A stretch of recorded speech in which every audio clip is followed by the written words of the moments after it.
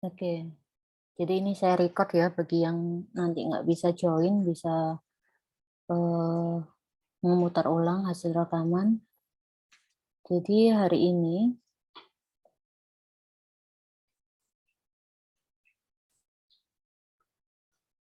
akan membahas materi mengenai konsep dasar grafik 3 dimensi.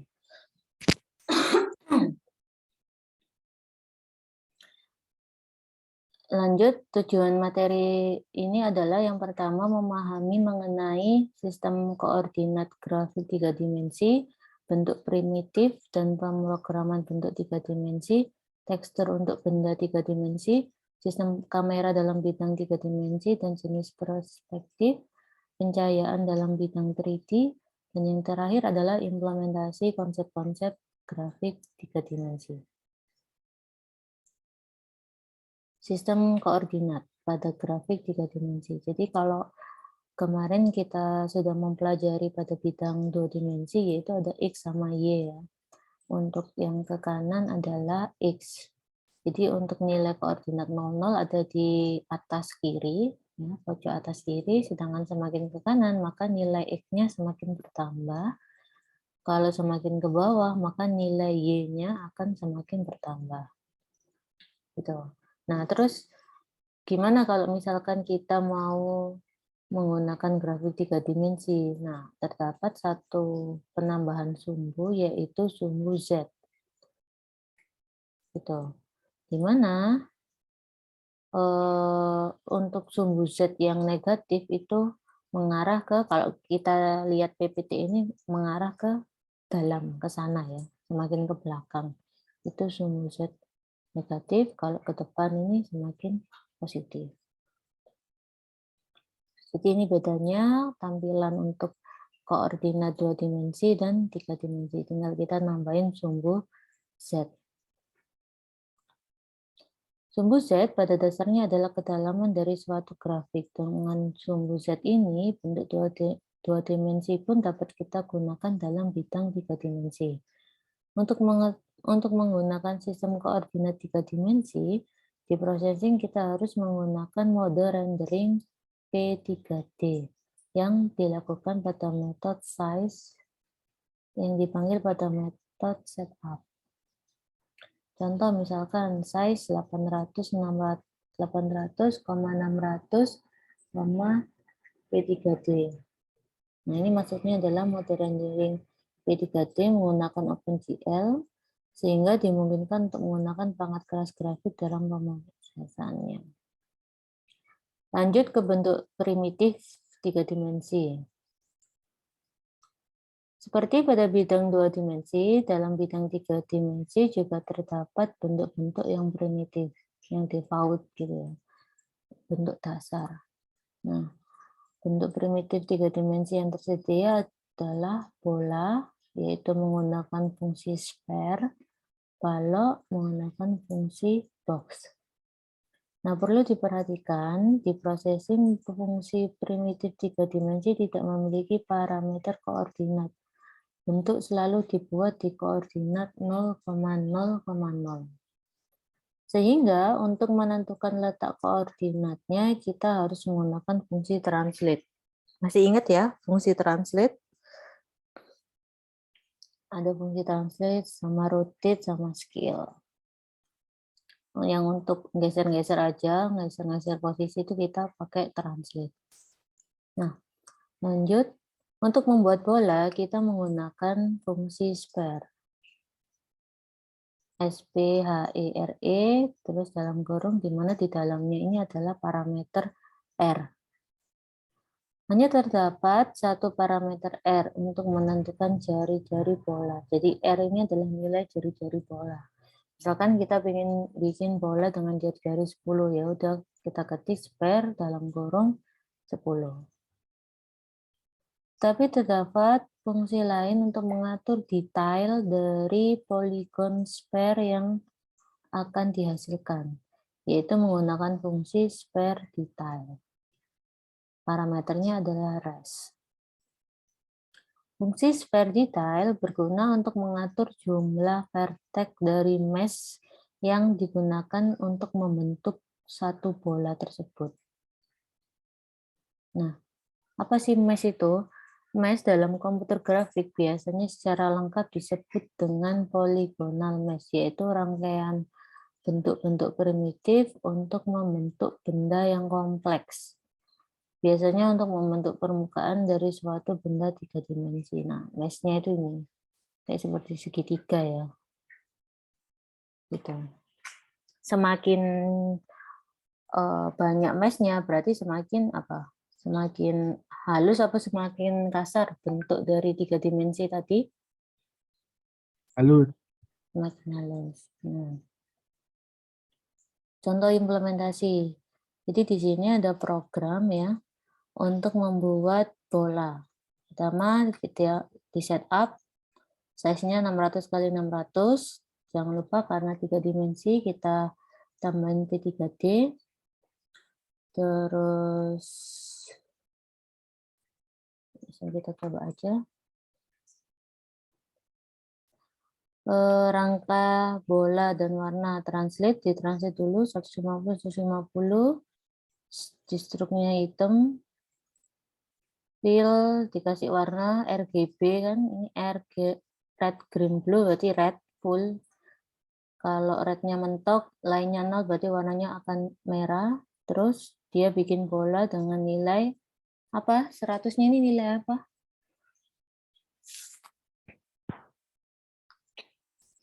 100 tadi nilai apa? Jari-jari. Jadi ini membuat bola ini adalah, halo? Suaranya kok Iya, putus-putus Bu. ya? Iya, Bu, sinyalnya, Bu. Oh gitu. Tapi suara saya di sana putus-putus nggak? Oke. Suara saya di sana putus-putus nggak? Lancar kok, Bu. Di saya lancar sih, Bu. Oke. Apa itu? Kok ada yang ngechat di Zoom? Ojo maksoyan. Terus Kamu lanjut. ngajak saya jangan maksa ngomong aja, Bu. Soalnya nggak kuat mungkin, Bu. Terus habis itu ini ya. Jadi coding ini itu untuk membuat bola yang ini. Terus lanjut translate 300 0. Jadi geser ke X 300. Struknya tetap black. No fill, jadi nggak pakai warna. Kenapa harus di no fill kan? Kalau ini nggak ada, misalkan di komen dia akan tetap warnanya tetap seperti fill yang terakhir. Jadi makanya harus di no fill gitu. Kalau kita hilangin dia akan ngikut yang deklarasi fill yang terakhir itu apa warna merah ya wis ini bakalan ngikut merah gitu. Terus bikin bola spare dengan jari-jari 100. Nah, maka hasilnya akan seperti ini.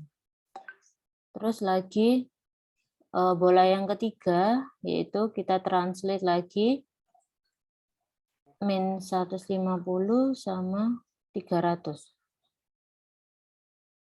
Min 150 kan tadi di sini posisinya adalah 300 yang geser karena min jadi mundur ya ke kiri 150 habis itu y-nya 300 berarti dia ke bawah sebanyak 300.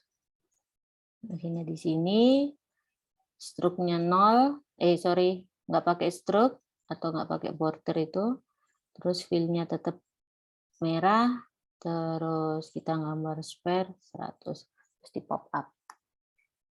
Kita coba di processing.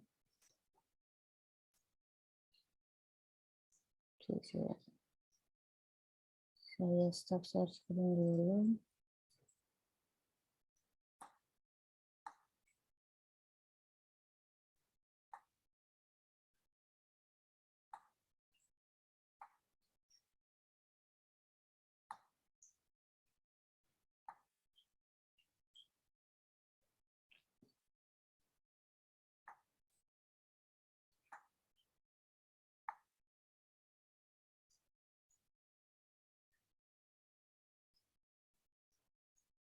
Tampil nggak processing saya?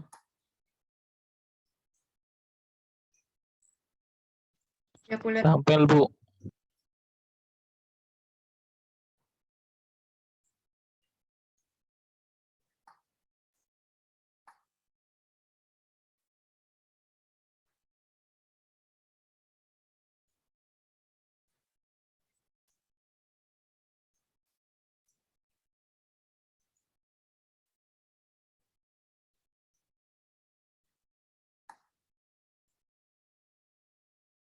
Oke, udah sama ya. Jadi backgroundnya tadi keliru ya. Tadi hitam. Jadi ini saya ganti jadi 255. Ini putih. Terus struknya saya rubah jadi 0. Nah, yang ini jadi kuning karena di sini di filenya ini saya ganti nilainya 255, 255. Red sama green. Red sama green kalau digabung jadi hasilnya kuning. Coba saya kurangi.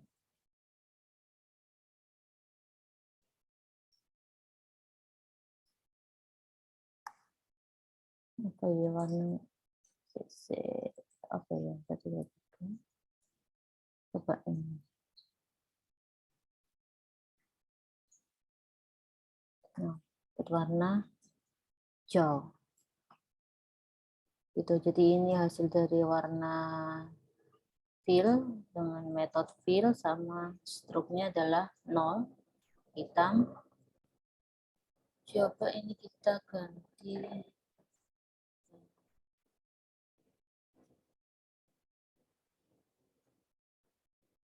struknya berubah jadi warna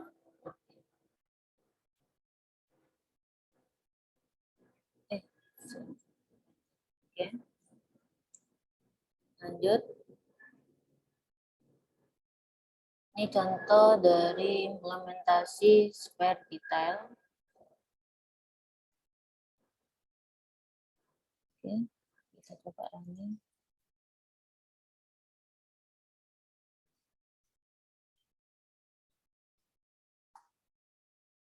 Nah, ini hasil running dari program tadi. Program membuat 9 bola berputar dengan masing-masing. PPT saya kelihatan nggak? Halo? Halo? Kelihatan Bu, kelihatan.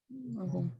Program yang barusan kita coba tadi membuat 9 bola yang berputar dan masing-masing secara berurutan dari kiri atas memiliki tingkat detail mesh bola yaitu 3, 6, 9, 12, 15, 18, 21, 24 sampai yang terakhir adalah 27. Nah, mesh-nya semakin ke kiri semakin nambah 3 ya. Nah, dari tampilan ini bisa kita analisa. Di yang paling awal ini mesh-nya sedikit, jadi dia bentuknya malahan tidak menyerupai bola ya, sedangkan sebenarnya kita gambar bola. Karena mesh terlalu sedikit, akhirnya bentuknya cuma gini toh. Semakin ke kanan, semakin mendekati ya, mendekati,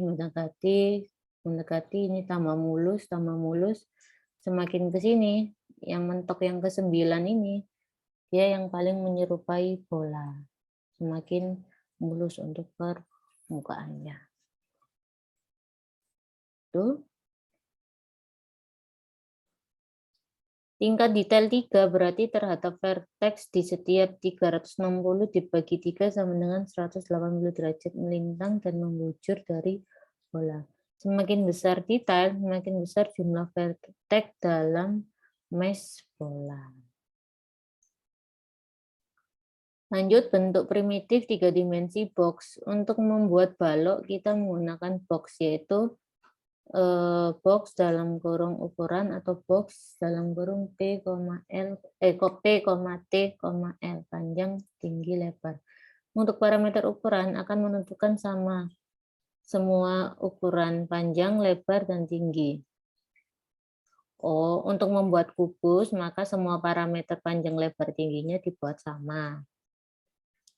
Oke. Contohnya, nah, program ya, program tadi membuat 3 kubus dan 3 balok yang dari kiri ke kanan masing-masing adalah satu bentuk balok dengan warna dan rangka, bentuk rangka balok saja, bentuk balok dengan warna di permukaannya. Oke, coba kita running.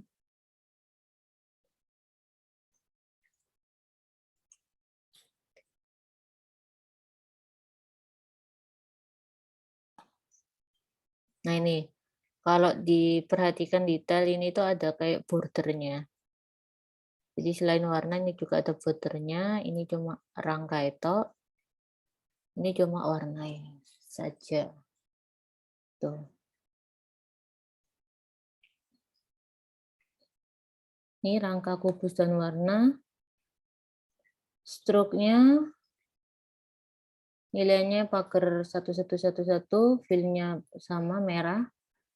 Terus dia create box dengan nilai parameternya 1 tok. 1 tok berarti akan membentuk kubus. Kalau kita pengen bentuk balok, berarti kita pakai 3 parameter. Misalkan 10,20,30 nanti bentuknya balok. Ini sama. Nah, ini kalau mau bikin balok, parameternya ada 3 inputnya. Panjang, lebar, sama tinggi. Itu stroke-nya sama, fill-nya sama. Cuma bedanya fungsi box bisa 1 parameter atau 3 parameter. Kalau di OOP namanya apa? Masih ingat nggak? Termasuk apa ini? Sifat apa kalau di dalam OOP? Overloading apa overriding? Masih ingat nggak?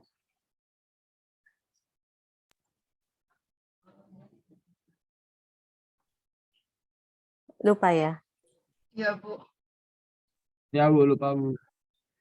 Kalau di OOP itu kalau nggak salah overloading. Karena kalau overriding itu adalah menimpa fungsi punyanya parent class. Jadi si parent punya fungsi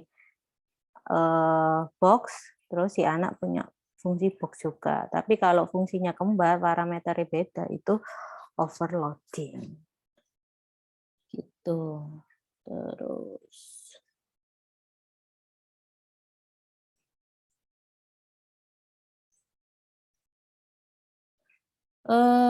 oh ini lanjut ya. Untuk memprogram bentuk 3 dimensi kita menggunakan fungsi yang sama untuk memprogram bentuk 2 dimensi, menggunakan fungsi begin shape, end shape, dan vertex. Jika pada 2 dimensi kita hanya menentukan vertex dengan koordinat x dan y, maka pada 3 dimensi kita juga menentukan titik koordinat untuk z-nya. Misalkan di sini mau membuat sebuah limas persegi ya. Ini translate. Oke, ditengahin. Stroke, rotate. Bikin shape. Wah, ini berarti dia gambar satu-satu. Jadi min 50, min 50. Min 50, min. Oh ini. X berarti geser. Oke, di sebelahnya kita coba aja.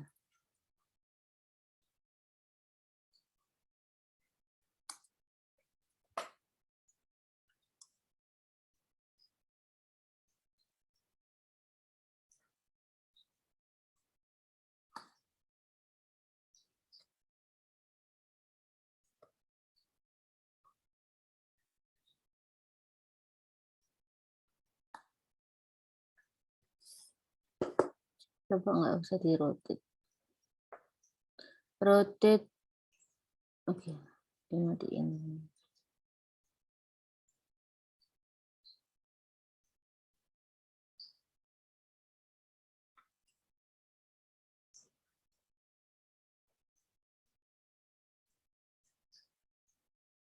Nah, sebenarnya kan gini, kita gambarnya pertama ya, asli ini gambar itu adalah seperti ini, kok bisa Bu? Karena gini, kita lihat dari atas translate setengah layar sama setengah layar. Ya kan? Width kan lebar. Lebarnya kan 0 sampai anggap aja width gitu kan. Setengah ya berarti kan di sini. Terus sama Y-nya juga setengah dari layar, berarti pas kan di tengah-tengah. Oke, di tengah-tengah. Habis itu dia gambar yang ini vertex yang pertama ya. Jadi 0,0-nya sudah pindah di sini ya, 0,0,0. Habis itu dia gambar vertex. Iki tak kau mana? Cetok. Jadi ini benar-benar melatih imajinasi.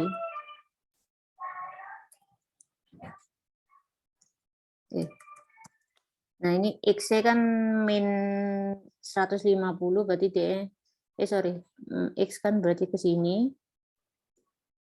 ke kiri ya, karena minus 150, terus Y-nya minus 150, berarti naik, terus si Z-nya juga mundur karena minus, di sini. Terus sebelah ya, vertex yang kedua ini, X-nya positif, berarti ke kanan. Coba saya running, kok pasti line yang ke gambar cuma iki tok ya. Coba, semoga aja benar.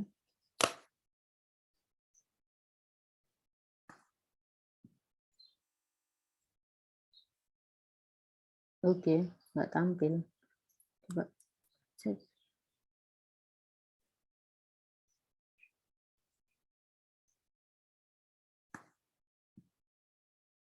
Kok tiba-tiba nggak tampil ya?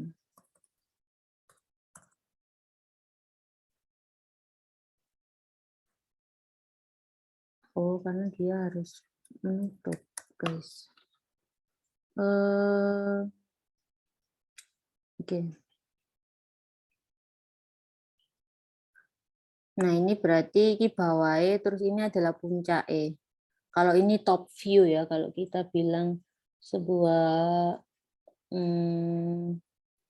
kadang kan kalau kita mendesain sebuah, kalau saya biasanya desain robot pakai software 3 dimensi dulu ya sebelum saya bikin realnya.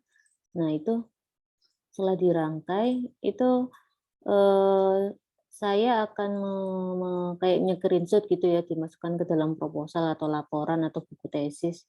Itu ada top view, bottom view, side view, ada front, jadi atas, bawah, depan, samping, terus ada yang versi kayak miring dikit tadi, 3 dimensi ini. Isometri kalau nggak salah namanya gitu. Jadi makanya ini tadi di model ini ada ini karena biar bisa tanpa dari depan terus agak miring dikit gitu.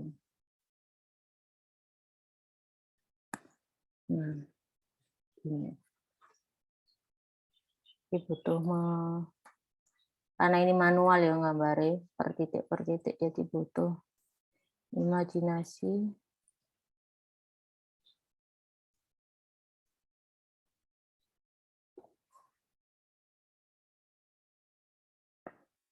Kita kan tadi lihatnya dari atas ini kan. Jadi seakan-akan bentuknya kayak plus gitu toh. Nah, oke. Nah, 3 titik yang ini tadi dia gambar yang ini, daerah ini. 1, 2, 3. Gambar daerah yang itu tadi, yang di sini. Gitu.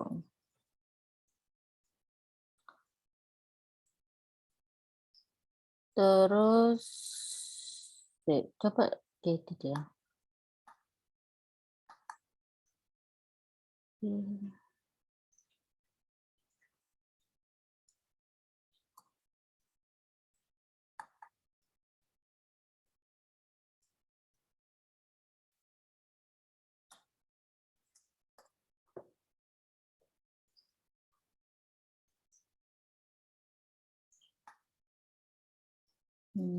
Nah, harus ini.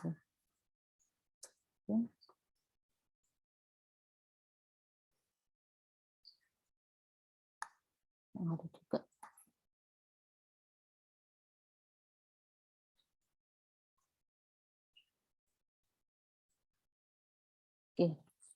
Terus catatan, pemrograman bentuk 3 dimensi di processing belum sempurna. Fungsi fill terkadang tidak bisa membungkus bentuk 3 dimensi yang dibentuk, namun bentuk yang dibuat selalu bisa diberi tekstur. Untuk bentuk yang lebih kompleks akan lebih baik dilakukan menggunakan aplikasi untuk 3D Object Modeling, misalkan 3D Max, Blender, atau kalau saya biasanya itu pakai apa?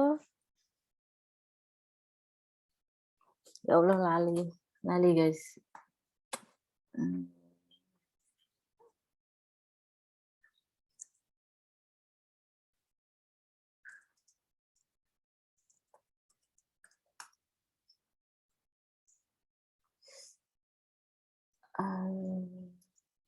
Fusion, Fusion 360.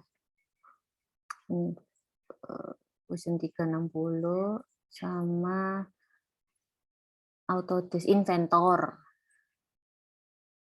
Nah, gini, kayak kita mau bikin robot itu nggak bisa langsung tiba-tiba bikin, tapi kita simulasikan dulu, kita bikin bentuknya kayak gini. Ini detail banget ini. Kita bikin bentuknya di 3 dimensi, terus part-part gitu bisa kita print. Kalian tahu nggak ada printer 3D?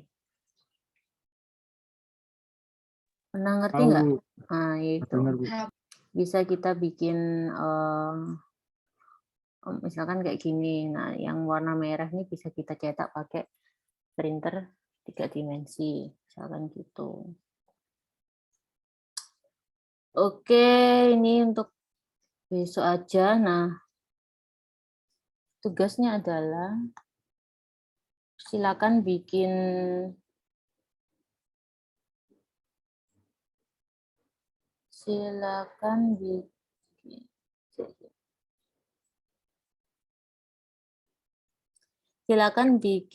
sebuah proyek. Kalau kemarin kan matahari yang dikelilingi oleh planet-planet tapi masih 2 dimensi. Ya kan? Nah, sekarang silakan bikin planet-planet itu tata surya, tetapi bentuknya adalah 3 dimensi. Gitu. Jadi berputar-berputar. Kalau berputar mungkin kalian bingung ya apa ya kalau 3 dimensi. Di sini kan wis ono contohnya pakai rotate, ada fungsi rotate. Ya, ini bisa diadopsi dari situ. Jadi ada matahari di tengah-tengah, dia berputar pelan, terus ada minimal 3 planet yang berputar pada sumbu berputar, pokoknya berputar mengelilingi si matahari tadi. Oke? Ada yang ditanyakan? Oke, Ini sih Bu, itu nanti tata suryanya seperti kayak waktu saya tunjukin nggak Bu? Iya. Jadi kan pas itu kamu tugas dari saya kan 2 dimensi, tapi kamu mengumpulkannya 3 dimensi. Kan nggak saya bolehin karena memang materinya waktu itu adalah 2 dimensi. Iya. Ini misalkan, Wah, Bu. Apa sih? nah ini misalkan si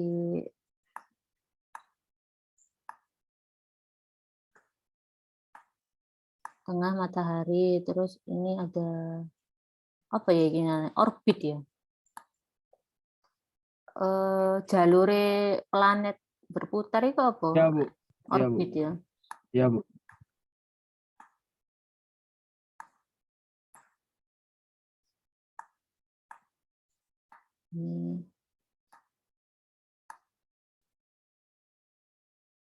Minimal 3 planet ya.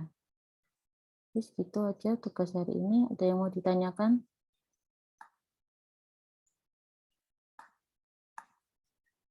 Ada yang ditanyakan nggak? Belum ada sih, Bu. Belum ada Bu. Oke. Absen jangan lupa di Elitab. Bu, untuk materinya gimana Bu? Ya nanti saya share. Baik, Bu. di Elitak ya. Elitak tadi perlu komod parah ya. Iya, Bu, dari tadi malam juga gitu, Bu. Pas mau ngumpulin tugas. Oh iya Jessica, jadi untuk Jessica dan yang lainnya ya, jangan lupa